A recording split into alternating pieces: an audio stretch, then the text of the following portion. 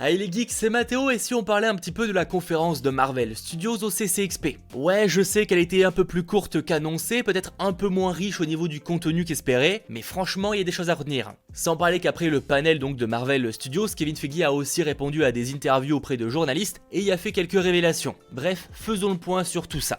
Il y a énormément de choses à dire. Pour Disney+, déjà, les films et séries seront bien liés, et l'univers passera son temps à faire des allers-retours, ce sont ses mots. Le boss de Marvel expliquant que ça permettra d'étendre le MCU à des hauteurs encore plus grandes. Grosso modo, oui, faudra suivre les séries pour vraiment tout comprendre. Plus intéressant en revanche, vu que ça on le savait déjà, c'est qu'il confirme que les séries Moon Knight, Miss Marvel et She-Hulk devraient être terminées l'année prochaine, donc en 2020. Ce qui voudrait dire une sortie en 2021. Si les choses sont terminées en 2020, ils vont pas attendre un an voire plus pour les balancer, c'est évident.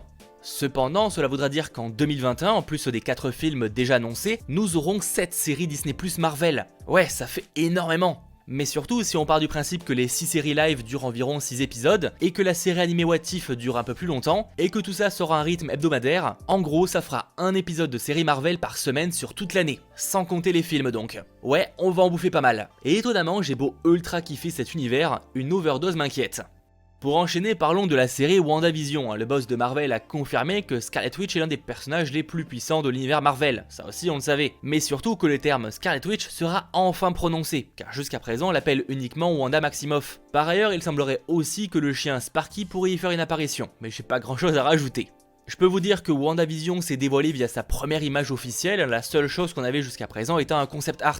Style extrêmement rétro, genre sitcom des années 50 en noir et blanc. Et sans trop m'avancer, je vois bien un épisode entier en noir et blanc. Pas toute la série, mais genre le premier épisode. Un programme donc qui s'annonce assez surprenant et à mon avis trop sous-estimé. WandaVision sort sur Disney+ au printemps 2021, donc on a sacrément le temps. Et le show tourne en ce moment même.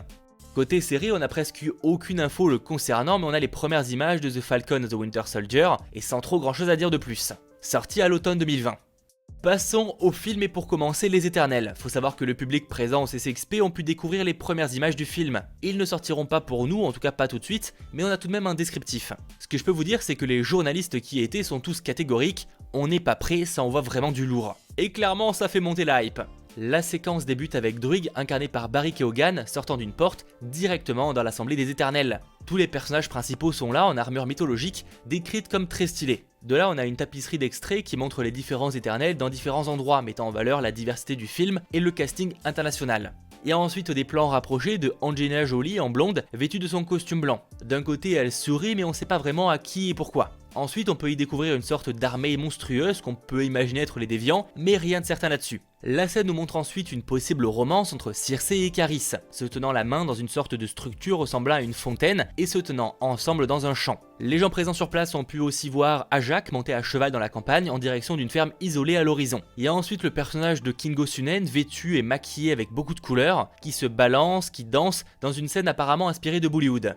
Ensuite, Druig est de retour, debout à côté d'un temple géant avec une lumière orange éclatante. Il y a apparemment que très peu de dialogue durant toute la séquence, mais on entendrait Ajak dire « Ces gens nous ont tous changés, nous devons les protéger ». Je serais pas vraiment choqué qu'il parle des humains.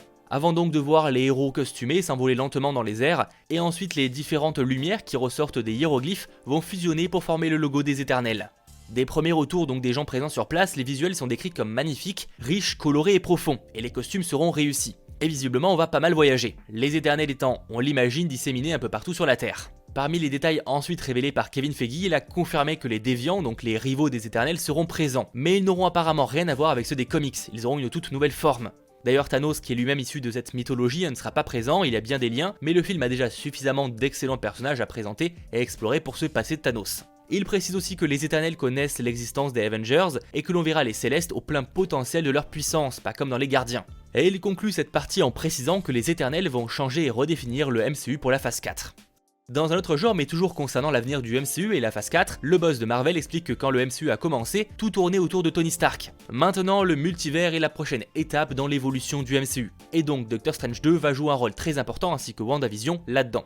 Pour terminer ce récap des annonces de Marvel Studios au CCXP, parlons de Black Widow. Des images exclusives du film ont été montrées pour les gens présents sur place et ça nous apporte le plein de détails sur l'intrigue. Déjà, il y a une scène où un hélicoptère s'écrase et que le gardien rouge demande à Black Widow si Captain America a déjà mentionné l'une de ces histoires qu'ils ont en commun. Car oui, Captain America et Gardien Rouge, les opposés russes et américains, se sont déjà rencontrés visiblement dans le passé. Ensuite, il y a une scène qui visiblement prend place avant l'une vue dans la bande-annonce où Melina apporte le costume à Gardien Rouge en disant qu'il a une forte odeur et qu'elle ne l'a jamais lavé depuis. Ce qui veut dire en revanche qu'elle l'a gardé tout ce temps. Pour enchaîner, on en apprend un peu plus sur le terme de famille annoncé dans le trailer. Il s'avère en fait que pendant 3 ans, les 4 personnages ont joué une fausse famille pour une mission. Gardien Rouge et Melina étaient de faux mariés, et Yelena et Natasha étaient les filles, les sœurs. Melina annonce ensuite à Yelena qu'elle est devenue une belle femme, malgré le gros nez qu'elle avait lorsqu'elle était enfant.